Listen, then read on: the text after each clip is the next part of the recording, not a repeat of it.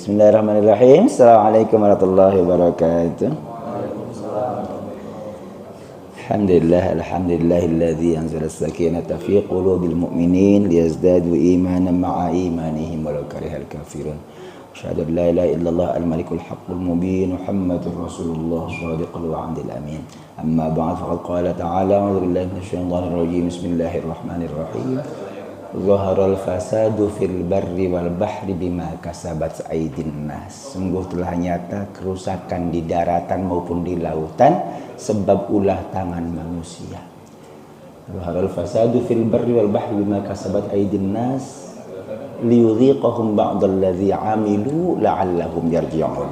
Allah tampakkan kerusakan itu agar kemudian orang-orang merasakan apa yang hasil perbuatan yang mereka lakukan. La'allahum yarji'un, tujuannya semoga kemudian mereka kembali kepada kebenaran, kembali kepada Al-Quran, kembali kepada agama dan seterusnya. Qala sallallahu alaihi wasallam, la darara wa la dirar. Tidak boleh menyusahkan diri sendiri, membuat madarat, masalah bagi diri sendiri maupun orang lain. Bentar, belum selesai kayaknya urusan. Ya.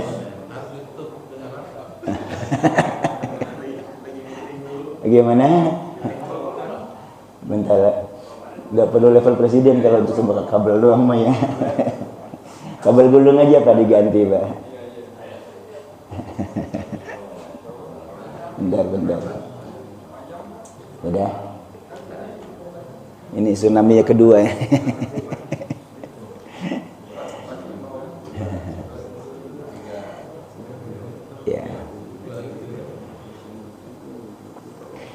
Baik, lanjut. Siap. La darara wa la dirar, tidak boleh membahayakan diri sendiri maupun orang lain. Hadisnya riwayat Ibnu Majah.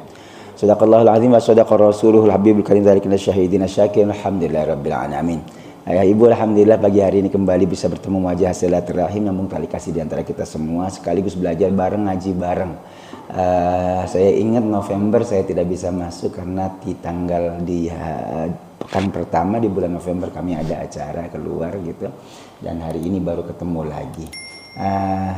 Kemungkinan besar di awal Januari juga nggak ketemu karena saya ada agenda dengan keluarga besar, mumpung liburan gitu kan. Jadi mohon izin sebulan sebelum kejadian gitu, saya mohon izin untuk tanggal pertama di bulan Januari mungkin saya tidak bisa mengisi kajian karena kami mempunyai acara agenda besar untuk keluarga besar. Baik, Bapak dan Ibu rahimakumullah, sebagai muqaddimah tadi saya kutip suratnya surah Ar-Rum. Yang Bapak sering dengar surah Ar-Rum itu tentang pernikahan. Betul ya? Surahnya surah Ar-Rum, surah ke-30, ayat berapa Pak pernikahan? 21, apal banget itu. Berarti pernah mantu. Ya. Di undangan selalu ada ya. Wa min ayatihi an khalaqalakum min anfusikum azwaja, gitu kan Pak ya. Itu ayat 21. Bapak baca 20 ayat berikutnya, ayat 41. Itu isinya adalah tentang ancaman, tentang fakta yang hari ini kita rasakan. Apa itu Pak? Tentang musibah yang luar biasa, terutama menimpa saudara-saudara kita di ujung Sumatera. Dari Aceh, 3 provinsi Pak. Aceh, Sumatera Utara, Sumatera Barat. Masya Allah, luar biasa kehancurannya. Korban jiwanya sudah lebih dari 600 orang yang sudah terdeteksi, yang sudah terbukti gitu. Masih sebagian hilang. Satu, yang kedua kehancuran secara materi luar biasa juga. Tadi 3 wilayah sangat besar, sangat luas gitu ya. Sampai dengan 1 atap rumah habis. Saya tuh tukang banjir Pak. Lembah Pinus Sesmita Jaya itu memang bukan banjir langganan air lewat. Setiap kali hujan ya, karena memang lembah ya Pak, paling dalam gitu. Selalu banjir gitu. Tapi banjirnya nggak bawa lumpur kan. Ya lumpurnya sedikit dari kali doang gitu, nggak seberapa. Pak, halo, dulu waktu kami belum pakai namanya backflow gitu ya, belum pakai penutup di pinggir kalinya itu, lubang-lubangnya belum ditutup. Kalau banjir tuh bawa lumpur, ya kan, lumpurnya masuk ke dalam tuh capeknya luar biasa. Begitu habis hujan banjir gitu, ngerukin lumpurnya itu capek, ya kan. Banjirnya kan nggak pakai pamitan jam kerja Pak, bisa jadi tengah malam gitu kan, subuh kita bersih gitu. Ya, sebab kalau nggak dibersihin keraknya lama, kan berat susah itu. Itu baru seberapa sih, nggak ada seberapanya. Lo bisa bayangkan ini lumpurnya sampai satu atap rumah, tenggelam satu rumah gitu, gara-gara lumpur. Sampai kita lihat itu ada mobil ketenggelam di bawah lumpur gitu, dan seterusnya. Kira-kira seperti apa itu kehancurannya? Yang lebih miris lagi ternyata ini kehancuran bukan hanya badai siklon apa badai setan? Siklon ya? Siklon ya gitu, badai siklon. Bukan hanya semata itu, karena badai siklon kan sudah dari dulu. Betul sih nggak ya? Ntar itu cuma ininya doang, listriknya doang. Biarin anak-anak muda dah yang nanganin. Badai siklon kan dari dulu Kak. Halo, kenapa kok baru sekarang kejadiannya begitu kehancuran besarnya? Karena ternyata gelondongan-gelondongan kayunya dipangkas, bukan tercerabut dari akarnya, tapi dipangkas bekas potongan gergaji. Kan? Halo, kalau kemudian para pihak terkait, para pejabat terkait bilang enggak, itu tumbang dengan sendirinya, gimana ceritanya? Satu, itu ada bekas gergajinya. Ya. Yang kedua, ranting-rantingnya bersih. Nah kalau tumbang rantingnya masih utuh, masih ada lah kan. Dua. Yang ketiga itu batang kayunya ada mereknya, ada nomornya. Ya Pak. Mohon maaf ya Allah, jadi ini malu ya Pak kalau pejabat negara lain mau mengundurkan diri. Kalau kita membela diri. Bentar.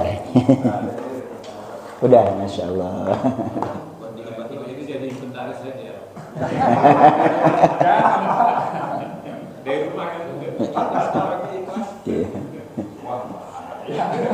Nyala ada? Alhamdulillah. Biasa paling putus di ujungnya doang, tekuk. Nggak usah pakai solder, itu mah cukup bau, cukup obeng. Oke. Udah, baik, siap kita fokus ya Pak. Baik Bapak dan Ibu rahimakumullah. Jadi ini bukan semata-mata bencana alam kita paham, tapi ini adalah kerusakan alam yang diakibatkan oleh ulah tangan manusia. Halo, tadi saya sebutkan kalau pejabat di luar negeri mah mengundurkan diri. Kalau pejabat di Konoha ini membela diri. Ya Allah, kehancurannya luar biasa.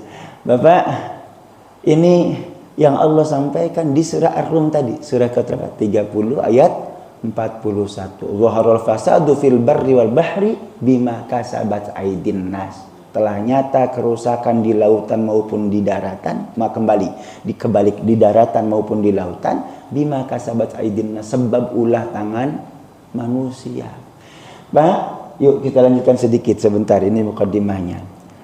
Ayat ini turun 15 abad yang lalu. Saya tampilkan ayatnya dah kalau begitu. Ini. Ayat ini turun kapan? 15 abad yang lalu. Kira-kira kerusakan ulah tangan manusianya kayak apa 15 abad yang lalu? 15 abad yang lalu. Belum ada revolusi industri. Belum ada alat-alat berat, belum ada alat-alat canggih yang sekali tebas ratusan batang pohon bisa tumbang gitu ya. Enggak. Tapi Allah sudah menyampaikan zaharal fasadu fil barri wal bahr. Halo. Kerusakan di daratan maupun di lautan sudah nyata. Bahasanya zahara ya. Sudah tampak kelihatan gitu. Padahal 15 abad yang lalu apa sih alatnya? Ya cuma kampak barangkali ya kan, golok gitu. Enggak seberapa kalau pun ada kehancuran, kerusakan, enggak kayak kita sekarang gitu. Itu saja sudah Allah ingatkan gitu. Lalu Allah mengingatkan kembali, bahasanya adalah bima kasabat aydin nas. Karena akibat ulah tangan manusia. Halo, kita ini seringkali menyalahkan Tuhan untuk urusan yang bisa ditangani oleh RT. Mohon maaf bahasanya. Urusan-urusan cemen, urusan kecil, urusan manusia ini yang disalahin Tuhan gitu loh. RW, oh iya, maaf. Iya. Gitu ya Pak. Urusan remeh temeh Tuhan yang disalahin gitu. Ya, Pak, alam semesta sudah segede-gedenya ya, cuma segitu melomot. Jangan salahin Tuhan lah. Ya Pak, lebih parah itu hanya pengalihan isu. Dan itu adalah orang-orang yang tidak bertanggung jawab. Betul Pak. Alam disalahin. Emang badai siklon baru sekarang. Kalau memang alamnya tidak dilakukan ini dengan benar gitu ya, tidak dijarah, tidak dan seterusnya, tidak digunduli gitu ya, nggak bakal terjadi. Bukit Barisan memang rawan memang gitu karena curam dan seterusnya dari ujung Sumatera Aceh sampai dengan ujung Lampung ya Pak ya. Betul.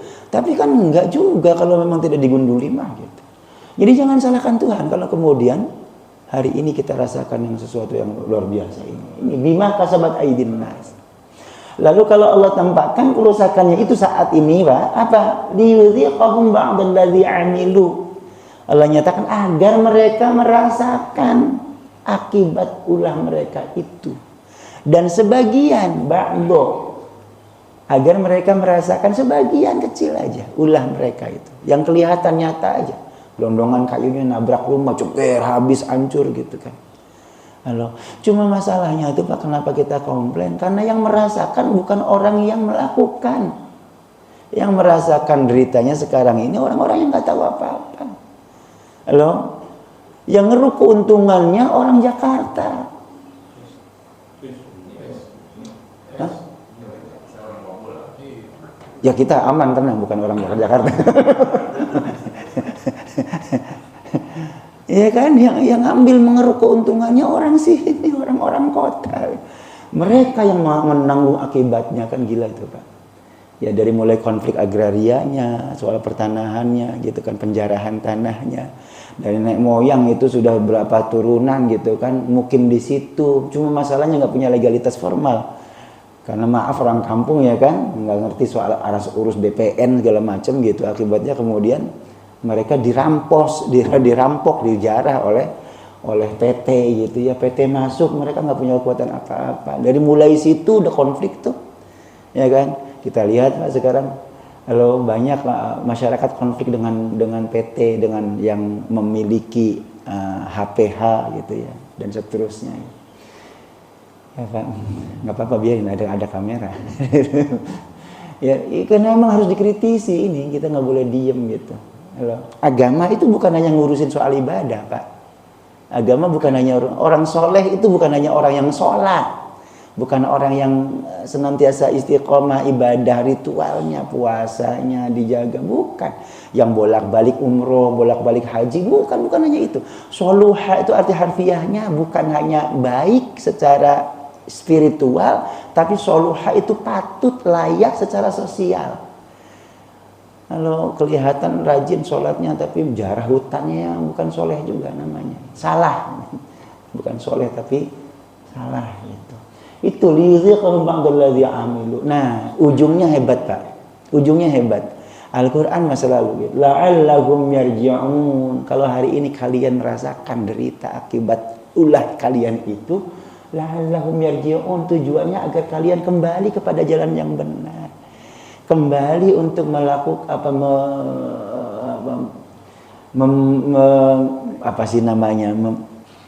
melakukan treatment yang layak, yang sepantasnya. Kita memperlakukan alam semesta, nggak boleh semena-mena gitu. La'allahum yarji'un, mengingatkan agar kalian kembali pada kebenaran gitu. Ya Pak, mudah-mudahan apa yang kita hari ini alami mengingatkan terutama para pejabat negeri ini yang pengambil kebijakan, yang mengambil keuntungan. Nah, juga pada oknum yang kemudian dengan sengaja gitu yang melakukan liar dengan HPH maupun tanpa HPH. dengan hak pengelolaan hutan maupun yang tanpa hak pengelolaan hutan gitu. Semoga kemudian yarji'un, kembali kepada kebenaran ya, mengoreksi kesalahan yang dilakukan, kebijakan yang dilakukan, sehingga kemudian kita punya harapan perbaikan di masa depan. Amin ya Allah rabbal alamin. Kita doakan juga saudara-saudara kita yang menjadi korban dari apa yang yang sudah dialami ini. Semoga kemudian Allah berikan keteguhan, kekuatan fisik maupun mentalnya untuk menghadapi musibah yang luar biasa ini. Ya Pak ya, yang sudah meninggal semoga syuhada, sebab orang yang meninggal tenggelam itu syahid matinya, mati syahid. Amin ya Allah rabbal alamin. Alazim ya kuliniyatin salihah. Al-Fatihah. A'udzu billahi minasyaitonir rajim. Bismillahirrahmanirrahim. Alhamdulillahi rabbil alamin arrahmanir rahim maliki yaumiddin. Iyyaka na'budu wa iyyaka nasta'in. Ihdinas siratal mustaqim. Siratal ladzina an'amta 'alaihim ghairil maghdubi 'alaihim waladdallin. Bismillahirrahmanirrahim. Raditu billahi rabban wa bil islami dinan bi Muhammadin nabiyyan wa rasulan. Rabbi zidni 'ilma warzuqni fahma. Amin. Baik, sebelum kita mulai saya titipkan satu pesan ancaman Al-Quran. Dosanya orang yang melakukan pembalakan liar, merusak alam. Ada di antaranya adalah di surah Al-Ma'idah surah ke-5 ayat 32. Min ajli dzalika katabna ala bani Israila annahu man qatala nafsan bighairi nafsin aw fasadin fil ard fa ka'annama qatala an-nasa jami'a. Saya tampilkan saja Al-Ma'idah 32. Ini dia Pak ayatnya. Min ajli dzalika, karena itu katabna ala bani Israil, kami tetapkan kepada bani Israil, annahu man qatala nafsan bighairi nafsin, bahwa orang yang membunuh satu nyawa tanpa hak, au fasadin fil ard, atau merusak bumi, merusak alam, faka'annama qatalan nasa jami'a, seakan-akan dia membunuh manusia semuanya. Ayat ini sudah menegaskan di awalnya, min ajli dzalika katabna ala bani Israil, kami tetapkan kepada bani Israil. Bani Israil itu siapa? Israil itu Yakub. Bani Israil 12 anak keturunannya Nabi Yakub. Kapan itu? Kurang lebih 100 tahun setelah Nabi Ibrahim. Sebab Nabi Ibrahim ketemu sama putranya Ishak. Ishak punya anak Yakub, cucunya Nabi Ibrahim. Nabi Ibrahim 1997 sebelum Masehi lahirnya. Kalau di bawah 100 tahun berarti 1800-an gampangannya. 1800 sekarang berapa tahunnya? 2025. Gampangan yang hitung 4000 tahun yang lalu ini ayat sudah menegaskan ya. Ayatnya turunnya memang zaman Nabi 15 abad yang lalu.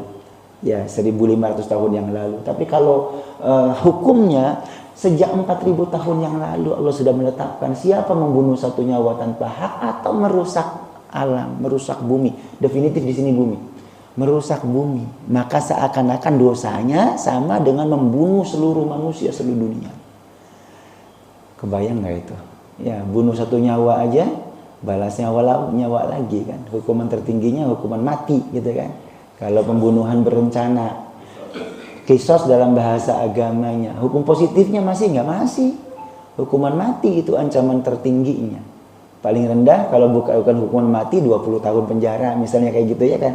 Itu hukuman mati berlaku. Satu nyawa. Kalau seluruh nyawa manusia sedunia 7 miliar apa hampir hari ini. Kebayang nggak itu? Itu dosanya orang yang melakukan kerusakan alam. Itu kekal ya? Nyawa itu kekal ya? Nauzubillah. Kalau bunuh orang iya. Nauzubillah ya. Nauzubillah. Mudah-mudahan sadar. Baik, Bapak rahimahullah. Ini mengingatkan kita semua ya. Agar kemudian kita memperlakukan alam dengan bijak, tidak semena-mena.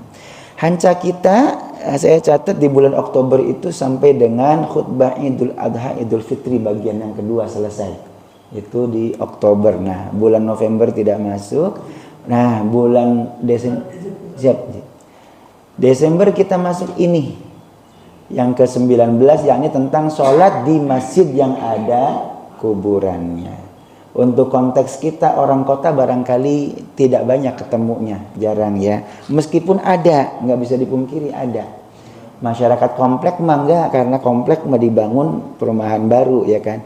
Tapi kalau tetangga sebelah mukimin asli pribumi gitu ada, tetangga kita sebelah sana Darul Falah. Oh, Pinang ya. Nah, Pinang ya. Ini mana sih? Sono ya. Oh iya, sebelah sono dikit ya, geser dikit ada Darul Falah tuh.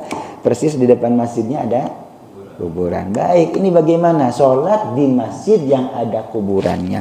Bapak dan Ibu rahimakumullah, lebih lagi kalau kita ziarah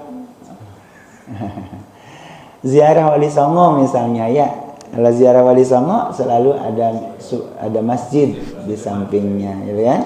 Iya, Demak dari mulai yang ya di Banten ada, Cirebon, Gunung Jati juga ada, gitu dan seterusnya. Oke, itu bagaimana statusnya?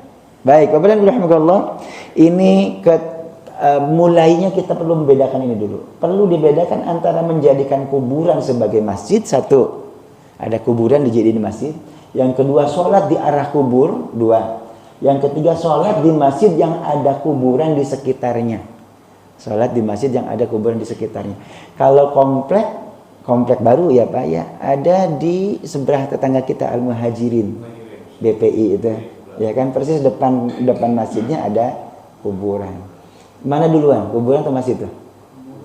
Kuburan duluan, itu kuburan pribumi ya kan? Sebelum komplek ada, kuburan itu sudah ada. Betul ya? Gitu. Baik, ini bagaimana? Satu, menjadikan kuburan sebagai masjid. Beda tentu statusnya dengan sholat di arah menghadap kepada kuburan. Dua. Yang ketiga, beda lagi dengan sholat di masjid yang ada kuburan di sekitarnya. Anas aman, nggak ada kuburan ya? Jauh. Baik. Bapak Allah tidak sama, tidak dapat disatukan karena akan mengacaukan hukum yang dihasilkan. Kita mulai, ada nggak sih larangannya? Jelas Pak. Larangannya adalah hadis Nabi Sallallahu Alaihi Wasallam. La'anallahu al-yahuda wan nasara ittakhadhu qubur anbiya'ihim masajida. Allah melaknat orang Yahudi dan Nasrani karena mereka menjadikan kuburan-kuburan para nabi mereka sebagai masjid. Itu tradisi umat terdahulu. Kuburan makamnya para nabi mereka dijadikan sebagai masjid gitu. Ini yang Nabi pesankan. Sahih riwayatnya Imam Bukhari, Imam Muslim. Ya, Allah melaknat orang Yahudi dan Nasrani yang menjadikan kuburan para nabi mereka sebagai masjid. Ini hadisnya yang menjadi dasar fundamental pelarangan membangun masjid di atas kuburan. Baik. Nah, tapi apakah makna hadis ini tidak boleh sholat di masjid yang ada kuburannya? Beda. Siap. Kita mulai. Pendapatnya Imam Abu Hasan As-Sindi.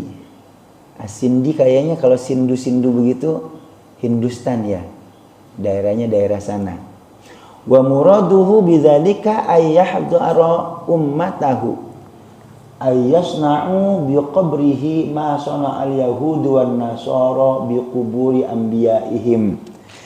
Wa muraduhu, yang dimaksud hadis ini kata As-Sindi, ayyahdara ummatahu, bahwa Nabi mengingatkan umatnya ayyasna'u biqabrihi, untuk melakukan kuburannya, memperlakukan kuburan Nabi masana al yahudu wan nasara, sebagaimana apa yang dilakukan oleh orang Yahudi Nasrani bi quburi anbiya'ihim, terhadap kuburan-kuburan para nabi mereka, min ittikhadhihim tilkal kubur masajida, menjadikan kuburan-kuburan nabi itu sebagai masjid. Ini yang diingatkan, yang dimaksud oleh Nabi, kata As-Sindi. Yang Nabi maksud itu adalah larangan agar nanti kalau beliau meninggal dunia, kuburannya jangan dijadikan sebagai masjid. Gitu. Jangan ikuti Yahudi Nasrani itu, kuburan para nabinya dijadikan masjid. Kuburanku nanti jangan dijadiin sebagai masjid. Ceritanya begitu. Baik. Ustaz, tapi sekarang itu masjid Nabi, kuburan Nabi ada dalam Masjid Nabawi. Itu sekarang. Bukan berarti menjadikan kuburannya Nabi sebagai masjid, bukan. Masjid Nabawi sudah ada zaman Nabi. Dulu segini kecil. Seanas gitu gampangannya ya kan. Masjid rumahnya Nabi di sebelah kirinya kan, sebelah kirinya betul ya. Rumahnya Nabi sebelah kirinya itu. Oh, kemudian terjadi pemekaran, akibatnya kemudian rumah Nabi masuk ke dalam area masjid gitu. Pilihannya kan dua, kalau mau ya dipindahkan kuburan Nabinya. Tapi kalau memindahkan kuburan Nabi, seluruh umat Islam protes sedunia. Termasuk kita ini pernah mengirim utusan Hijaz kan di masa lalu ya. Ormas Islam awal sebelum kemerdekaan RI Pak sudah ngirim utusan itu. Ada utusan Hijaz tuh. NU Muhammadiyah ikut terlibat itu untuk mempertahankan kuburan Nabi jangan sampai dibongkar seenaknya gitu. Ya, akhirnya kemudian karena kuburan Nabinya nggak boleh dibongkar, nggak bisa dibongkar gitu, maka kemudian area kuburnya Nabi yang adalah rumahnya Nabi gitu. Akhirnya kemudian sekarang kita saksikan berada dalam area Masjid Nabawi gitu. Aslinya adalah rumahnya Nabi gitu. Kenapa ke rumahnya Nabinya dijadikan kuburannya Nabi? Sebab begitu pesannya Nabi kepada sahabat Nabi, antara adalah Abu Bakar. Abu Bakar yang menyelesaikan tuh. Di mana dimakamkan ini? Kata sahabat yang lain, di sana di Baqi aja bareng sama sahabat. Sebelah kirinya jauh kan Baqi namanya ya Pak ya, tempat pemakaman. Sana. Kata Abu Bakar, Nabi pernah berpesan, para nabi itu dimakamkan di tempat beliau meninggal. Karena itu kemudian para sahabat sepakat digali lubang di bawah tempat tidurnya Nabi, gitu. Kemudian beliau dimakamkan di situ. Itu sebab maka prosesnya panjang Pak. Hari ini meninggalnya hari Senin, dimakamkannya hari apa katanya? Hari Rabu ya kalau nggak salah. Baik Bapak dan Ibu Allah, itu beda cerita. Jadi bukan kuburannya Nabi Muhammad dijadikan sebagai masjid, bukan. Masjidnya sebelah kanan, rumahnya Nabi sebelah sini. Begitu masjid mengalami pemekaran, rumahnya Nabi kemudian kan jadi makam Nabi gitu. Masjidnya mengalami pemekaran, kemudian rumahnya Nabi, makamnya Nabi jadi masuk wilayah area masjid. Beda ya. Nah, yang diingatkan oleh Nabi adalah jangan sampai kuburanku dijadikan sebagai masjid seperti Yahudi maupun Nasrani. Amma bisujudi ilaiha ta'ziman laha au bija'liha qiblatan yatawajjahuna fi shalah nahwaha.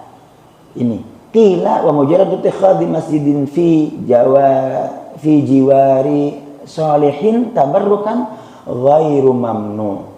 Kata Imam As-Sindi, itu beda status hukum dengan menjadikan area masjid maaf sebentar, bukan amma, ini imma, ini salah harokat ini, maaf. Imma. Pak beda kasih hamzah beda loh maknanya. Ya, menjadikan kuburan para nabi mereka sebagai masjid. Imma bisujudi ilaiha, bisa jadi dengan cara sujud kepadanya, kepada kuburan itu, ta'ziman laha, mengagungkan para nabi itu. Jadi Yahudi dan Nasrani begitu nabinya meninggal, lalu makamnya dijadikan masjid, sengaja menghadap ke arah itu gitu. Ta'ziman laha, mengagungkan.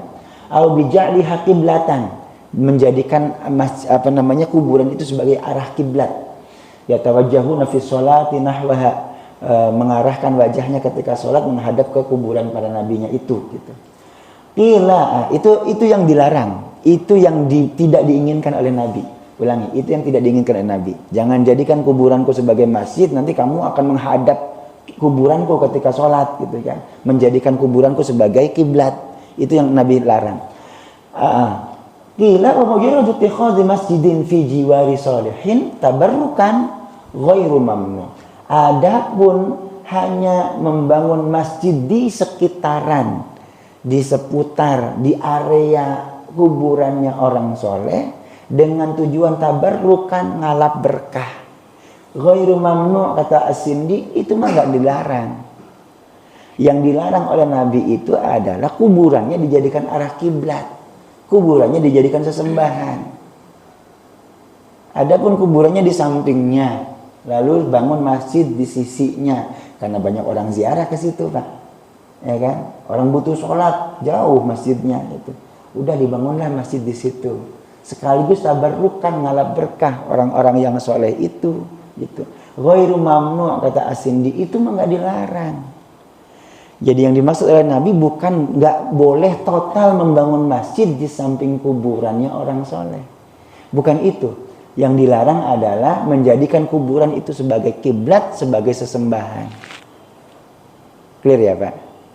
Tadi bahasanya itu sebab kemudian para sunan gitu Wali Songo di samping kuburannya dibangun masjid. Bukan menjadikan kuburannya sebagai masjid atau menjadi arah kiblat, bukan. Tapi mengakomodir jamaah yang banyak datang, para berziarah yang datang gitu. Ketika waktu sholat ya masjidnya di sekitar itu, gitu. Sekaligus ngabar.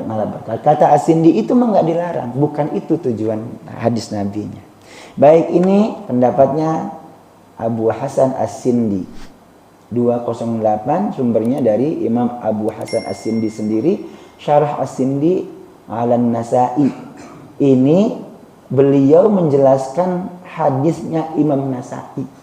Jadi As-Sindi mengarang kitab syarahnya Sunan An-Nasa'i. Sunan An-Nasa'i satu di antara 9 kitab hadis mu'tabar. Bukhari, Muslim, Tirmidzi, Nasa'i, Ibnu Majah, Abu Dawud dan seterusnya. An-Nasa'i satu di antara. Pensyarahnya satu di antaranya adalah As-Sindi. Kata As-Sindi ketika mensyarahkan hadis ini tidak melarang orang membangun masjid di sekitaran makam wali, bukan itu. Yang dilarang adalah menjadikan kuburan itu yang dijadikan sebagai masjid, arah kiblat, arah menghadap ketika sholat. Ini As-Sindi. Jadi kontekstual Pak. As-Sindi cerita ini, bicara tentang ini, berpendapat, menyampaikan pendapat ini ketika menjelaskan hadis ini di Sunan An-Nasa'i. Baik. Ibnu Hajar Al-Asqalani menukil pendapat Imam Baydawi berikutnya. Ibnu Hajar Al-Asqalani pengarang kitab syarahnya Sahih Bukhari. Kalau As-Sindi syarahnya kitab hadis Musnad An-Nasa'i, Sunan An-Nasa'i bukan Musnad. Sunan An-Nasa'i. Kalau Ibnu Hajar Al-Asqalani adalah pensyarah kitab Sahih Bukhari, namanya Fathul Bari. Beliau mengukil pendapatnya Imam Al-Baydawi. Ini guru-guru ulama kita nih. Wa qala Al-Baydawi, kata Imam Ibnu Hajar Al-Asqalani. Imam Baydawi pernah menyampaikan pendapatnya, lamma kanatil yahudu wan nasara yasjuduna liquburil anbiya. Ketika orang Yahudi dan Nasrani sujud menghadap kuburan para nabi mereka, ta'ziman li sya'nihim, mengagungkan posisi kedudukannya, wa yaj'alunaha qiblatan, menjadikan kuburan mereka itu sebagai kiblat, yatawajjahuna fi sholati nahwaha, mereka menghadapkan wajahnya ketika sholat di arah kuburan itu, wattakhadhuhum awsanan, dan kemudian menjadikan kuburan-kuburan para nabi itu sebagai ausan, sebagai berhala. Ausan itu jamak dari wasanun, berhala-berhala. Menjadikan kuburan-kuburan para nabi itu sebagai berhala, la'anahum, lalu nabi melaknat mereka. Ulangi, kata Al-Baydawi menjelaskan hadis ini, gitu. Allah melarang, Nabi melarang mereka, melarang menjadikan kuburan sebagai masjid itu karena orang Yahudi dulu menjadikan masjid itu arah kiblat sekaligus sesembahan sebagai berhala. Maka Nabi melaknat mereka. Allah melaknat mereka.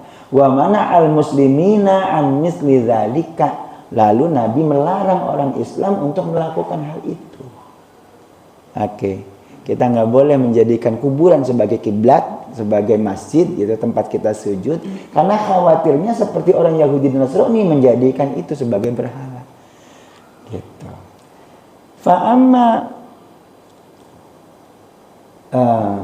Fa'amma man ittakhadha masjidan, adapun orang yang mengambil masjid, membangun masjid fi jiwari sholihin, di samping orang soleh. Jiwar itu samping. Sisi maknanya. Tetangga itu jar, jamaknya jiwar. Tetangga kita itu jar, gitu ya. Usini bil jar, kata Nabi. Malaikat Jibril berwasiat kepadaku untuk berbaik-baik hubungan dengan tetangga, itu jar, jamaknya jiwar. Kalau tetangga kira-kira ya dekat-dekat areanya, gitu kan ya. Bisa jadi samping kanan, bisa jadi samping kiri, gitu. bisa jadi di depan, itu jar-jar juga gitu ya. Nah, kata Imam Al-Baydawi yang dikutip oleh Ibnu Hajar Al-Asqalani, adapun orang yang mengambil masjid, membangun masjid di samping orang soleh, di samping kuburan orang soleh, wa qasada at-tabarruk bil qurbi minhu, lalu menginginkan tabarruk, ngalap berkah karena kedekatan itu, la at-ta'zim lahu, bukan untuk mengagungkannya, wala at-tawajjuh nahwahu, tidak menghadapkan arah wajahnya ke kuburan itu, fala yadkhulu fi dzalikal wa'id, itu tidak termasuk ancaman Nabi tadi. Kita ulangi. Jadi kalau kita membangun masjid di samping kuburan orang soleh, di samping para wali, di samping kuburannya para wali, bukan sebagai sesembahan, bukan sebagai arah kiblat, bukan gitu. Tapi tabarrukan, ngalap berkah saja, mengingatkan kita tentang kematian, mengingatkan kita tentang perjuangan beliau gitu. Untuk kemudian memotivasi kita untuk melanjutkan perjuangan orang-orang soleh itu, maka kata Al-Baydawi sebagaimana dikutip oleh Ibnu Hajar Al-Asqalani, itu bukan bagian dari yang diancam oleh Nabi tadi. As-Sindi, Al-Baydawi, Ibnu Hajar Al-Asqalani pendapatnya sama. Yang dilarang menjadikan kuburan sebagai arah kiblat, apalagi sesembahan. Oke, adapun membangun masjid di sekitarannya, memfasilitasi orang yang berziarah, sekaligus juga ngalap berkah dan mengingatkan tentang perjuangan gitu, itu sih boleh, nggak apa-apa, tidak dilarang. Siapa tadi? As-Sindi, Al-Baydawi, Ibnu Hajar Al-Asqalani. Baik, selanjutnya. Hari ini waktu syuruknya 5.23. Nah, 5.29. Tambahkan 10 menit minimal, berarti 5.39. Ya, gampangannya 5.45 baru selesai Pak ya. Oke ya, clear ya. Baik, kalau begitu nanti kita sisakan 15 menit sebelum untuk kita diskusi ya Pak. 5.30 sampai selesaikan dulu materinya, itu nanti 15 menit kemudian kita sama-sama diskusi. Baik, ini pendapat 3 para imam, 3 ulama besar. 209, dari mana sumbernya? 209 Ibnu Hajar Al-Hafidz Ibnu Hajar Al-Asqalani, Fathul Bari, syarah Sahih Bukhari. Jadi dalam kitab Fathul Bari, syarahnya Sahih Bukhari, Ibnu Hajar Al-Asqalani menjelaskan penjelasan tadi, mengutip pendapatnya Imam Baydawi. Baik. Jadi otoritatif Pak, karena ini dari kitab-kitab syarah hadis ya. 209. Berikutnya Imam Al-Mubarakfuri menukil pendapat Imam At-Turbashti. Ulama-ulama besar lagi nih. Al-Mubarakfuri itu ahli hadis. Qala At-Turbashti. At-Turbashti itu kayaknya nama daerah. Turbashti itu mana gitu lah. Apalah. Kalau dulu kalau yang Tantan tuh wilayah apa Pak? Asia Tengah, Asia apa namanya? Asia Tengah ya. Yang Tajikistan, Afghanistan, Turkmenistan gitu. Iya. Ya gitu ya. Halo, Bapak tahu tan itu artinya apa? Tan itu land, dataran, daratan. Jadi Turkmenistan itu land of Turk, Tajikistan land of Tajik gitu. Tanahnya suku Turk, tanahnya suku gitu. Kayak gitu. Kurdistan, tanahnya suku Kurdi, kira-kira gitu. Land of, ya makanya tan bahasanya. Kayaknya wilayahnya situ, daerahnya daerah situ. Kan Imam Bukhari juga, Imam Muslim, Imam Tirmizi dari mana Pak? Sekarang masuk wilayah Rusia, persisnya Uzbekistan, ya, daerahnya. Jadi bukan orang Arab Pak, maksudnya bukan orang yang mukim di Arab gitu. Penulis kitab itu orang-orang jauh dari Arab. Imam Bukhari-nya orang Uzbekistan. Oke. Baik. Qala At-Turbashti. Kata At-Turbashti seperti yang dikutip oleh Imam Al-Mubarakfuri. Huwa mukharrajun 'alal wajhain. Hal ini bisa dijelaskan dari dua sisi. Ahaduhuma kanu yasjudun al-qubur al-anbiya ta'ziman lahum. Wa qasada al-ibadah fi dzalika. Yang pertama kata At-Turbashti, maksud hadis ini bisa dijelaskan dalam dua posisi atau dua pandangan. Yang pertama bisa jadi yang dilarang oleh Nabi itu adalah menjadikan mereka bersujud kepada kuburan para nabi mereka. Ta'ziman lahum, mengagungkan para nabinya mereka itu. Wa qasada al-ibadah fi dzalika, memang bermaksud ibadah dengan cara itu. Jadi bisa jadi yang dimaksud oleh Nabi itu adalah mereka menjadikan kuburan itu sebagai arah sujud, memuliakan, mengagungkan para nabinya, dan dengan sengaja beribadah dengan cara seperti itu. Jadi ibadahnya menyembah kuburan para nabinya. Itu kata At-Turbashti, bagian yang pertama. Wa tsanihima annahum kanu yataharrawna shalah fi madafinil anbiya wa tawajjuh ila kuburihim fi halati shalah wal ibadah lillah. Nadhran minhum anna dzalika sani' a'zam mawqi'an 'indallah. Wa tsanihima, yang kedua bisa jadi annahum kanu yataharrawna as-shalah fi badafil anbiya. Mereka bersemangat. Nah, yataharrawna itu bersemangat salat di kuburan-kuburan para nabi mereka, wa tawajjuh ila kuburihim, menghadapkan wajahnya ke kuburan para nabi mereka itu fi halati shalah, ketika salat, wal ibadah lillah, dan beribadah kepada Allah. Salatnya kepada Allah, ibadahnya kepada Allah, tapi sengaja tawajuh kepada kuburannya nabi itu gitu. Nadhran minhum, karena mereka beranggapan anna dzalika sani', bahwa perbuatan itu a'zam mawqi'an indallah, itu tinggi derajatnya, mulia agung derajatnya di sisi Allah. Posisinya lebih tinggi, lebih mulia, lebih agung di sisi Allah.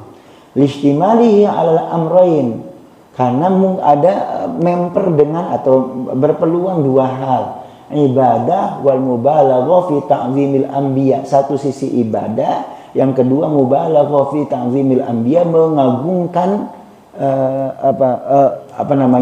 menekankan betul mengagungkan para nabi mereka. Wakila at-tariqain ghairu mardiyah. Kata At-Turbashti, dua cara ini enggak diridhoi.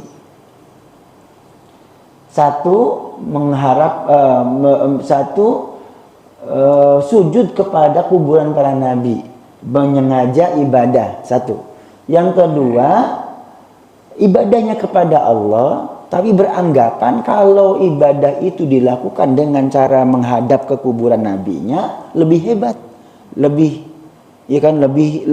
diterima ibadahnya, lebih afdol, gitu bahasanya, betul, lebih afdol. Kata At-Turbashti, tegas beliau menyampaikan, wakila at-tariqain, dua cara ini ghairu mardiyah, ini jelas tidak diridhoi, tidak boleh dilakukan. Wa ammal awal fasyirkun jaliyun. Cara pertama, yakni sujud di hadapan kuburan para nabi mereka itu adalah syirkun jaliyun, itu adalah syirik yang jali. Jali itu artinya adalah yang tegas, yang nyata, yang kelihatan. Kan berarti dia menyembah kuburan, ya kan? Yang hari ini dituding kuburiyun gitu ya, penyembah kubur gitu. Jelas itu adalah syirik jali, syirik yang terang-terangan. Jali itu lawannya khofi samar. Kalau jali berarti terang-terangan. Yang pertama, menghadapkan wajahnya ke arah kuburan untuk menghamba, itu jelas adalah syirik terang-terangan.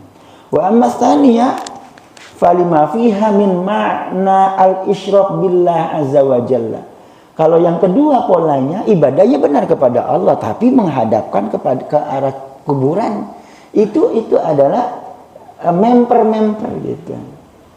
Lima fiha min makna al-isyrak billah, mendekati syirik kepada Allah azza wa jalla. Wa in kana khafiyan, meskipun itu syirik khafi, karena menganggap lebih afdol ketika sholatnya menghadap kuburan nabinya. Memang tidak nyembah, dia tidak sengaja, hatinya tidak menyembah si kuburan itu gitu. Tapi ketika merasa lebih dekat dengan Allah, lebih afdol ketika bersolat di hadapan kuburan Nabi gitu, itu syirik khafi, syirik yang halus gitu, syirik yang tersembunyi. Gitu. Wa dalilu ala zammil wajhain qauluhu sallallahu alaihi wasallam. Adapun dalil kedua masalah ini, dua poin ini adalah ucapan Nabi sallallahu alaihi wasallam, Allahumma la taj'al qabri wasanan. Ya Allah, jangan jadikan kuburanku sebagai berhala. Ulangi, bahasa nabinya adalah Allah, doa kepada Allah didengar oleh para sahabat, Allahumma la taj'al qabri wasanan. Ya Allah, jangan kuburanku dijadikan sebagai berhala. Ishtadda ghadabullahi ala qaumin. Sangat besar murkanya Allah atas kaum ittakhadhu qubur anbiya'ihim masajida, yang menjadikan kuburan para nabinya sebagai masjid. Murkanya Allah luar biasa. Itu ungkapan Nabi. Ya Allah, jangan jadikan kuburanku sebagai berhala, sebab Allah sangat murka kepada kaum yang menjadikan kuburan para nabinya sebagai berhala, masjid-masjid tempat sujud gitu. Baik, ini poinnya Pak. Kalau kita sengaja menghadapkan wajah ketika sholat menghadap kuburan Nabi karena kita menyembah kepadanya, syirik jali. Itu syirik yang jelas, nyata. Adapun kalau kita hatinya bukan kepada kubur sih, tapi kepada Allah, tapi merasa lebih mulia, lebih agung, lebih afdol ketika sholatnya ada hadapan kuburan langsung, itu syirik khafi. Kata At-Turbashti sebagaimana dikutip oleh Imam Al-Mubarakfuri. 5 pokok itu apa? 1 As-Sindi, yang kedua Ibnu Hajar Al-Asqalani mengutip Al-Baydawi, yang keempat adalah At-Turbashti sebagaimana dikutip oleh Al-Mubarakfuri. Semuanya sepakat yang dilarang oleh hadis itu adalah menjadikan kuburan sebagai sesembahan. Tapi kalau kalau membangun kuburannya itu memfasilitasi orang yang ziarah, bukan karena menyembah kubur, tapi ngalap berkah, masih boleh. Gitu. Baik, ini poin yang disampaikan. Barangkali nanti selengkapnya kita bisa tuntaskan, ya Pak. Kita tuntaskan. Masih ada bagian berikutnya, kita tuntaskan insya Allah pertemuan berikutnya. Baik, silakan kita buka forum diskusinya tentang larangan menjadikan kuburan para nabi sebagai sesembahan dan masjid. Ada Pak, silakan. Siap. Waalaikumsalam warahmatullahi wabarakatuh.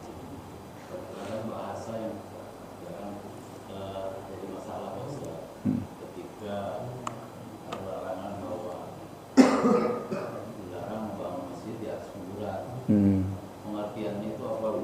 Kuburan diratakan dia bangun di atas sekitaran masjid, Ustaz. Satu itu, keduanya ketika masjid itu berada di lingkaran kuburan, tapi niat dia tidak menyembah kuburan, apa itu? Itu aja, Ustaz. Baik, terima kasih. Bagaimana kalau membangun masjidnya, yang dimaksud itu adalah apakah tidak boleh berarti mutlak membangun masjid di atas kuburan itu gitu, atau bekas kuburan dijadikan sebagai masjid. Pengertian di atas kuburan itu apakah kuburan diratakan itu sudah dibangun, jadi di bawah kuburan? Ya, oke. Baik. Iya. Yang pertama, Bapak kalau menjadikan di atas kuburannya dibangun masjid, itu yang jelas nyata-nyata pelarangannya. Satu, itu konkret secara redaksional adalah taj'alu maqabira masajida. Jangan kalian jadikan kuburan sebagai masjid. Jelas nyata ada kuburan di situ, kemudian sengaja kita bangun masjid di atasnya. Kuburannya nggak dipindah. Jelas itu. Kuburannya nggak dipindah, catat ya Pak. Kuburannya nggak dipindah. Gimana kalau dipindah? Lain lagi. Kan berarti bukan kuburan lagi. Kan kuburannya dipindah, kemudian misalnya kan kegusur gitu ya, dibangun masjid di situ, ada kuburannya dipindahkan dulu, no problem kalau itu. Yang dilarang adalah kuburannya masih tetap di situ, kemudian kita bangun masjid di atasnya gitu. Itu la taj'alu maqabira masajida. Larangannya jelas, jangan kamu jadikan kuburan sebagai masjid. Satu larangan. Yang kedua, jangankan dijadikan sebagai masjid, Pak, kita nginjek duduk di atas kuburan aja nggak boleh. Ada hadis Nabi, daripada kamu duduk menduduki kuburan, mendingan pantatmu dibakar di api neraka sampai tembus ke tulangmu. Itu lebih baik daripada kamu duduk di atas kuburan. Itu Pak. Jadi larangannya besar banget, berat banget gitu ya. Halo, ini yang sering kita langgar. Ketika kita menguburkan jenazah saudara kita, tetangga kita ya kan. Bagus tujuannya, mulia itu Pak, mengantarkan jenazah saudara kita, tetangga kita, keluarga besar kita gitu kan. Mulia kan. Tapi sampai kuburan duduknya sembarangan. Nginjak-nginjak kuburan, duduk di atasnya gitu. Ini bahaya nih, diingatkan. Nabi mengingatkan. Sudah pernah kelewat belum ya? Sudah pernah kita bahas kalau masalah gitu. Daripada kamu duduk di atas kuburan, mendingan kamu bakar pantatmu di api neraka tembus sampai tulang gitu. Itu lebih ringan daripada kamu duduk di atas kuburan. Gitu. Ya kalau kita jadikan masjid kan berarti kita dudukin Pak. Jadi jelas itu yang pertama adalah jelas mutlak haram. Nggak boleh kita jadikan kuburan sebagai masjid. Di atas kuburan itu dibangun masjid. Kalau memang terpaksa lokasinya di situ ada kuburannya, ya tempatnya memang di situ yang paling strategis, jadi dipindahkan dulu. Nanti kuburannya dipindahkan dulu. Itu poin yang pertama Pak ya. Baik.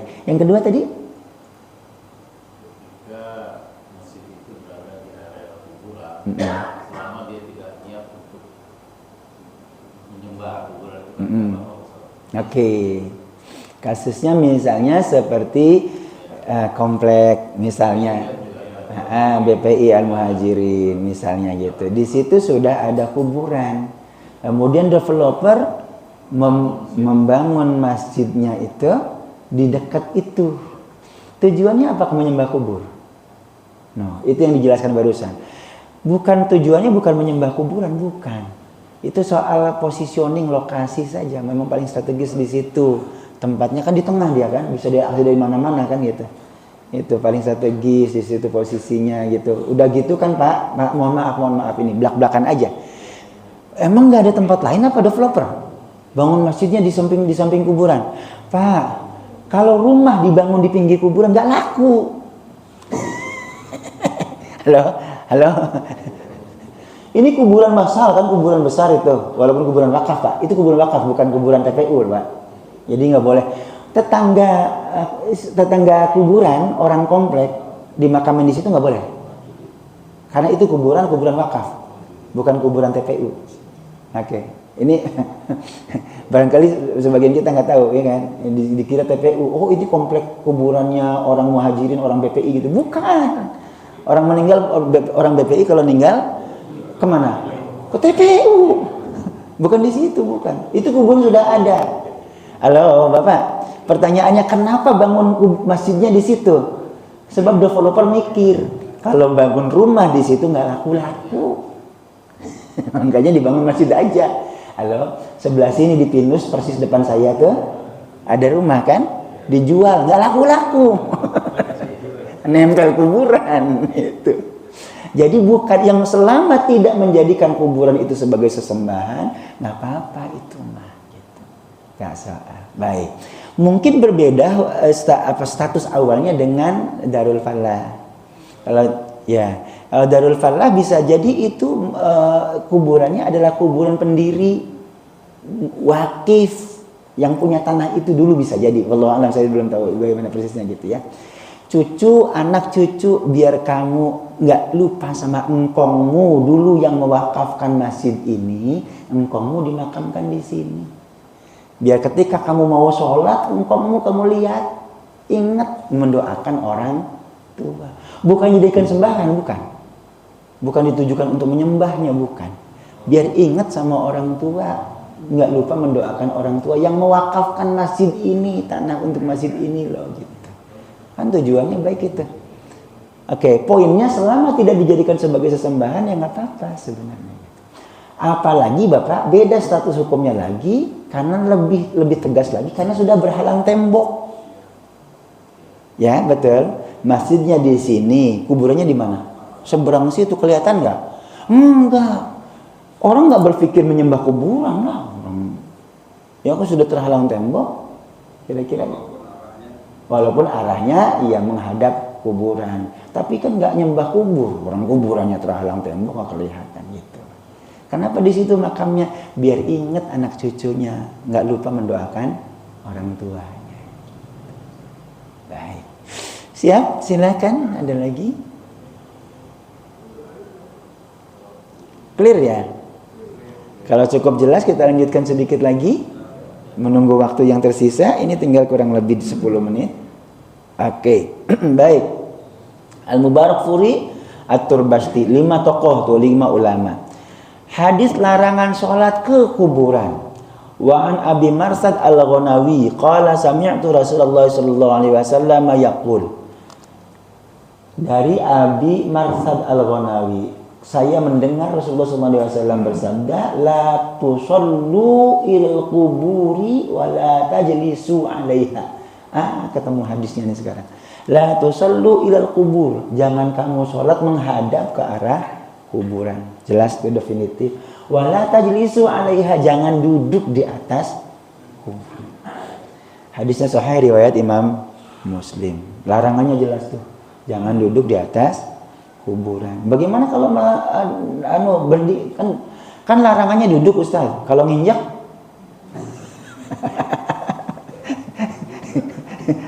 apalagi nginjak-nginjak. Nginjak-nginjak dalam pengertian bukan saat memakamkan ya, Pak ya, sengaja menghinakan, melecehkan gitu. Kalau duduk di sisi kuburannya sisi lain. Sisi yes. Betul. Nah, maaf, bukan di kijingnya ya, bukan di kijingnya, kijing ya, tapi di sampingnya. Ya, saya lihat ada beberapa makam, Pak, beberapa pemakaman gitu yang membuat tempat duduk di samping kuburannya. Kuburannya dibatasi dengan pasangan bata, ya kan Pak, dipasangin bata. Sebelahnya itu ada tempat duduknya. Itu sengaja memang agar tidak menduduki kuburan. Sebab kalau nggak dikasih tempat duduk, orang cenderung duduknya di atas kijingnya itu, gitu, di atas kuburan. Itu bagus tuh, arif itu bijak itu, membuat tempat duduk di samping kuburannya. Yang nggak boleh adalah menduduki kuburannya kan. Bagian dari kuburan itu adalah kijingnya itu loh, pembatas, kijing itu pembatas. Ustaz, kenapa sih harus pakai kijing biar nggak longsor? Nggak boleh bangun masjid, memang nggak boleh bangun kuburan gitu kan, di atas ya bangunan gitu, memang iya. Lalu kalau kamu kijing penanda, tapi dia orang nggak pakai, ya itu soal teknis aja lah gitu, ya kan, biar nggak longsor hilang. Nanti ada hadis berikutnya, sahabat Nabi Anas bin Malik itu pernah sholat di atas kubur. Nanti berikutnya ada sholat di atas kuburan, cuma nggak tahu kalau itu kuburan. Kok bisa nggak tahu? Iya, sebab rata longsor gara-gara awalnya ada undukannya, Pak. Awalnya ada undukannya, cuma karena tidak ada pembatasnya, akibatnya kemudian lama-lama longsor. Apalagi tanahnya tanah Arab sono kan, bukan tanah lempung gitu kan, tanah pasir ya kan. Kena hujan, udah lama-lama rata tuh. Tinggal kijingnya doang, kijingnya cuma penanda batu doang, ya kan. Nggak tahu. Anas bin Malik sholatnya persis di atas kuburan itu, gitu. Dilihat sama Umar bin Khattab ketika Anas bin Malik sholat gitu, dilihat sama Umar gitu. Anas, itu kuburan. Tadi Anasnya lagi sholat. Anas bin Malik lanjutkan sholatnya sampai salam. Gimana tuh? Dibatalkan sholatnya? Enggak. Orang nggak tahu sebelumnya gitu, nggak sengaja menjadikan kuburan itu sebagai tempat sholat. Memang nggak tahu, ya kan gitu. Batal sholatnya? Nggak batal sholatnya. Sholatnya nggak batal. Karena keharaman nggak, orang nggak tahu, rufi al-qalam, diangkat ya kan. Namanya orang nggak tahu, lupa, tidur gitu, gila, itu kan rufi al-qalam. Karena nggak tahu kan. Gitu. Tapi sholatnya tidak batal. Gitu. Yang dilarang adalah la tusallu ilal kubur. Yang jelas nyata-nyata itu kuburan, kita sholat di hadapannya gitu. Atau menjadikan tempat sholatnya gitu. Di atasnya. Ulangi tadi. Terus selanjutnya wala tajlisu 'alaiha, jangan duduk di atasnya. Larangannya iya memang jangan duduk, tapi bukan berarti kalau berdiri boleh. Ya kan? Duduk-duduk nggak boleh, ya nginjek-nginjek juga nggak boleh lah gitu. Gimana kalau cuma melewati Ustaz? melangkahi. Ya, what is different? Bedanya apa sih? Poinnya kan jangan melecehkan, menghinakan kuburan, penghuni kubur ini dengan cara mendudukinya maupun menginjak-injaknya ataupun juga melangkahinya. Nggak sopan gitu loh. Halo, Pak, Bapak tiduran di masjid ini, tiduran di masjid ya kan? Dilangkahi. Kira-kira marah nggak Bapak? Sederhananya kira-kira begitulah, nggak sopan gitu pandangan manusia. Betul ya? Disolatin sekali. Disolatin sekalian ya. Gitu. Jadi itu nggak sopan gitu ya, melangkahi orang yang ya kira-kira posisinya seperti itu. Baik. Jadi ada larangan tegas, jangan sholat di atas kuburan, jangan duduk-duduk di atasnya juga. Baik. Ini hadis nabinya. Berikutnya ada penjelasan ulama. Imam Asy-Syafi'i, qala Asy-Syafi'i wal ashab. Imam Asy-Syafi'i dan para sahabatnya, berarti ulama Syafi'iyah, ulama yang mendukung Imam Asy-Syafi'i, yang melanjutkan dakwahnya Imam Syafi'i. Wa tukrahu as-salatu ilal qubur. Makruh salat ke arah kuburan. Sawa'un kanal mayyitu sholihan aw ghairahu, baik si mayit itu soleh maupun tidak. Salat ila menuju kuburan, berarti menghadap kuburan, itu makruh statusnya, baik itu mayitnya orang soleh maupun apalagi tidak soleh. Statusnya beliau mengatakan makruh. Kenapa kok makruh bukan haram? Kan hadis nabinya la tasallu ilal kubur, kan bahasanya gini, la tusallu ilal kubur. Imam Asy-Syafi'i mengambil ibrahnya, mengambil istinbat hukumnya, larangan ini bukan larangan haram, tapi larangan makruh. Kenapa kok bukan larangan haram? Sebab tidak selalu orang yang sholat menghadap kubur berarti syirik tadi. Tidak berarti otomatis dia menyembah kuburan gitu, bukan. Ya.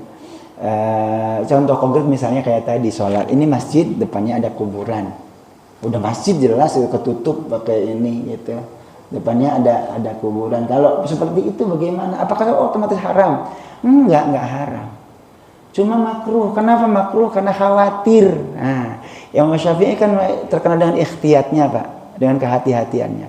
Khawatir kalau depannya ada kuburan, orang kemudian terganggu niatnya gitu, terganggu ibadahnya, karena yang difikirkan bukan Allah tapi yang dikuburkan itu. Hadisnya memang jelas larangan, tapi tidak otomatikali larangan itu adalah haram gitu. Al aslu fin nahyi lit tahrim memang gitu, tapi illa ma dalla dalil ala khilafihi. Kalau ada indikasi lain sama dengan al aslu fil amri lil wujub, hukum asal perintah itu wajib. Tapi kalau ada dalil ada indikasi lain tidak. Gitu. Kapan perintah itu menjadi wajib? Ketika perintah diikuti ancaman. Sholatlah kalian, kalau tidak sholat neraka. Nah, itu wajib berarti sholat. Tapi kalau ada perintah tapi tidak diikuti oleh larangan, tidak diikuti oleh ancaman, bisa jadi bukan perintah wajib. Begitu juga larangan. Kalau ada larangan kemudian ada ancaman, itu berarti haram mutlak. Jangan kamu sholat menghadap kuburan. Siapa melakukan itu masuk neraka misalnya. Itu jelas berarti larangannya melanjutkan tahrim. Lalu kalau ada larangan tapi di belakangnya tidak ada ancaman, tidak otomatis haram. Bisa jadi itu larangan wanti-wanti, awas, lampu kuning bukan lampu merah. Kira-kira gitu. Nah, Imam Syafi'i menganggap ini bukan larangan haram tapi larangan makruh, karena khawatir hatinya nggak bersih gitu. Baik. Segitunya Pak. Kehati-hatian Imam Syafi'i membaca hadis Nabi itu. Baik. Cukup sampai di sini? Ada sesuatu yang disampaikan? Silakan. Silakan Haji. Assalamualaikum warahmatullahi Assalamualaikum warahmatullahi wabarakatuh.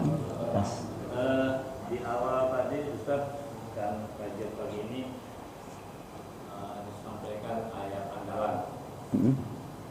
Berarti 30 ayat per satu ayat andalan para Ustaz, khotib atau penceramah pada saat terjadi bencana gitu. Nah, sering ini jadi andalan ayat ini katakan di lautan gitu kan. Nah, harusnya kan mungkin ayat ini disampaikan sebelum terjadi bencana, diingatkan gitu. Ini malah ya biasalah itu setelah terjadi, agar ayat ini kan agar mereka kembali ya di dunia itu La'allahum kembali ke yarji'un. jalan yang benar kan, Iya. baca gitu kan, lagi.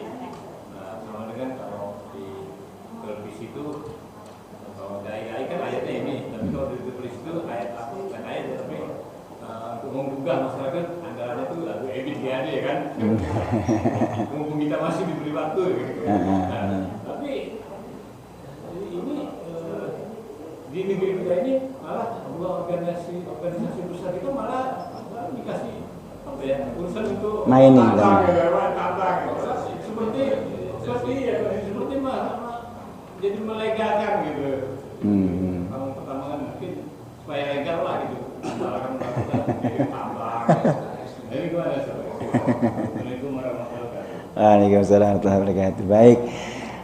Poin yang pertama, Bapak dan Ibu, tentu bukan berarti haram mutlak pertambangan itu. Nggak boleh menambang, haram, nggak begitu. Yang kan, Allah, ini iya, bukan berarti haram mutlak menambang gitu. Karena secara umum kan memang Allah ciptakan alam semesta ini, terutama apalagi bumi gitu kan, untuk manusia, kan? Gimana bahasa ayatnya tuh, banyak sih ayatnya, waja'alakum ma fil ardi jami'a gitu ya. Misalnya yang hal-hal yang ayat-ayat seperti itu, semua untuk manusia. Allah persiapkan bumi ini untuk manusia. Miliaran tahun, Pak. 4,5 miliar tahun Allah ciptakan bumi untuk dihuni oleh manusia. Baru beberapa abad. Halo. Jadi memang buat kita. Yang dilarang itu merusaknya kan. Zaharul fasadu. Yang dilarang kan merusaknya gitu. Kalau menambang untuk mengambil keuntungannya, ya silakan gitu. Tapi yang jadi masalah adalah perusakannya. Masalahnya ketika menambang bisa nggak merusak? Itu sih. Iya kan, bisa nggak menambang tapi nggak merusak? Nah, itu yang problem tuh. Nah, adapun NU Muhammadiyah dikasih konsesi tambang itu sih saya kira memang sewajarnya. Sewajarnya Pak. Halo, negara ini merdeka, nggak ada peran kita nggak merdeka. Halo, Muhammadiyah 1912 sudah lahir. Indonesia baru 1945. NU 1926 udah lahir. Indonesia 1945.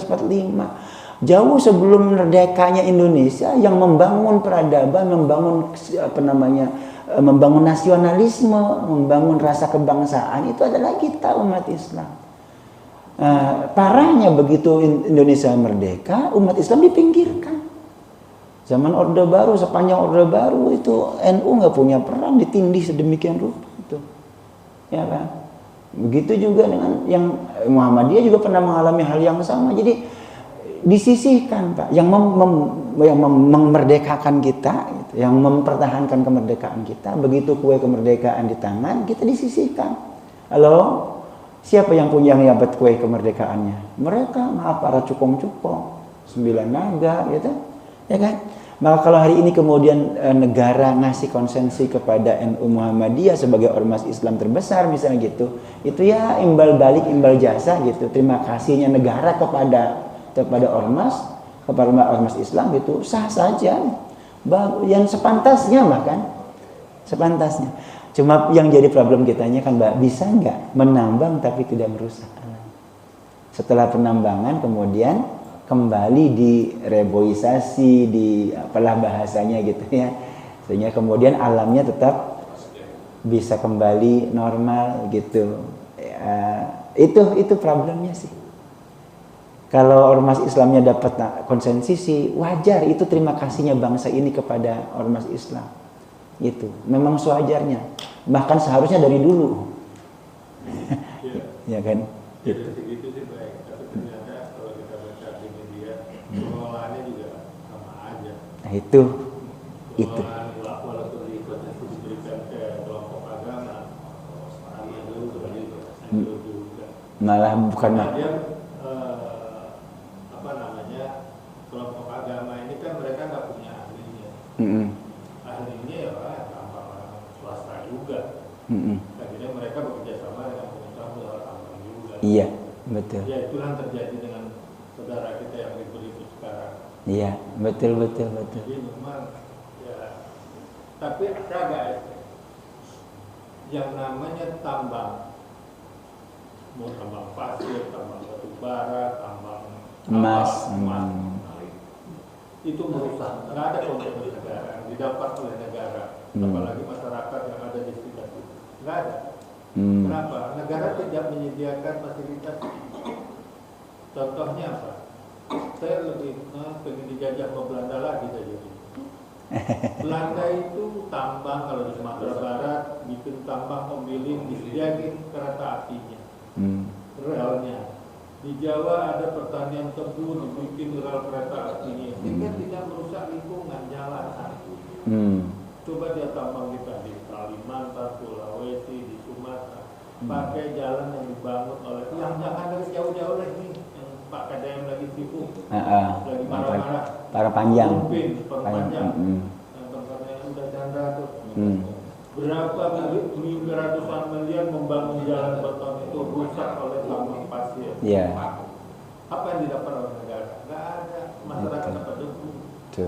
Di Sumatera juga gitu, sama. Yes. Yang kaya itu tadi orang Jakarta. Iya. Belanda diganti aja untuk Belanda bangsa. Jadi Belanda 3 foto. Nah, tambang itu mereka umumnya tambang dalam. Kita kan tambang terbuka. Potong pohonnya, keruk hasilnya, ya tidak direboisasi. Kalau tambang-tambang kayak Freeport itu tambang dalam. Jadi mereka nggak ribut orang di Freeport karena nggak terlalu banyak lingkungan yang dirusak. Dan yang paling parah kan perkebunan sawit, apa namanya, nikel, batu bara. iya batu bara, tambang terbuka. Itu. Yes. Nah yang betul, Al-Quran sudah menyampaikan 15 abad yang lalu. Maaf, yang menyuarakan ini siapa sekarang? Yang paling getol menyuarakan masalah lingkungan dunia ini siapa? Greenpeace. Nah, bukan kita ya. bukan, malahan kita di kelompok agama kita nyebur ke situ, ngikut, tergiur akhirnya ribut nih saudara kita. Iya. Kondisi kita, Greenpeace yang bersuara. Ya jangan jauh-jauh habis kita sendiri lah. Banjir ini kan karena tidak berawal dari lingkungan. Membangun rumah ada di daerah resapan air. Iya, nikmati aja banjirnya. Iya. Ya Allah itu kan adil kan. Betul. Ya kamunya rusak ya biar seimbang lagi. Kamar adil ya Allah itu di rumah lagi kan ya. Yes.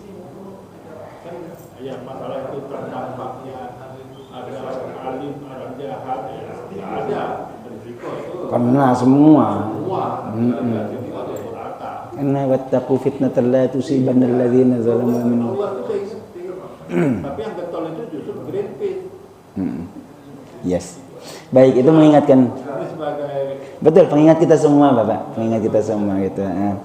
Tapi bukan berarti haram nambang ya. Cuma bagaimana yes, bagaimana caranya, terus termasuk ya. Bapak, kalau nambangnya sendiri, mohon maaf, bahwa pertambangan tidak menambah income atau menambah kebaikan untuk pemerintah, untuk negara gitu ya, itu soal tata laksana, tata kelola kan. Betul. Jadi bukan karena penambangannya, karena kesalah kelolaan kita gitu. Karena bukti lainnya negara lain maju gara-gara pertambangannya. Gitu. di daerah kita dibayar. Kalau kita baca sejarah bencana itu kan batu bara di Bayah. Hmm. Belanda sudah bangun kereta api dari Bayah sampai ke Tanah Abang. Rangka untuk membawa hasil tambang. Yes, betul. Jadi enggak lingkungan Iya. nggak perlu bikin. Ya, Betul, betul. Jadi bukan karena pertambangannya, tapi bagaimana tata laksana, tata kelolanya, gitu ya, Dan bagaimana. sekarang yang dunia yang menyuarakan lingkungan itu Greenpeace tadi, bukan. dari kalangan negara barat. Ya, Tapi kan kita bantah, lalu ya. Dari sisi keagamaan memang itu lemah, Pak. Wawasan ekologi kita tuh lemah banget, banget. Jarang dibahas oke, itu. itu aja sampai. Tergantung dari pimpinnya juga. Ya, pasti. Amanah itu juga ada dari sana. Pasti. Tapi para pemimpin Kita diskusinya ambil istirahat ya. Baik, mudah-mudahan mengingatkan kita semua, Pak. Ya, mungkin semua kita punya peran sih dalam lingkungannya, Pak.